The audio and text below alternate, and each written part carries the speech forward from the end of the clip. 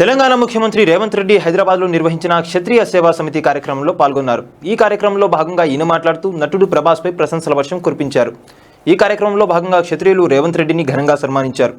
అనంతరం ఈ కార్యక్రమంలో రేవంత్ రెడ్డి మాట్లాడుతూ క్షత్రియులు ఏ రంగంలో ఉన్నా కూడా మంచిగా రాణిస్తారని తెలిపారు. కృష్ణంరాజు పేరు లేకుండా తెలుగు సినిమా గురించి మాట్లాడలేమని ఈయన తెలిపారు. నేడు ఆయన మన మధ్య లేకపోవడం చాలా బాధాకరమని రేవంత్ రెడ్డి తెలిపారు.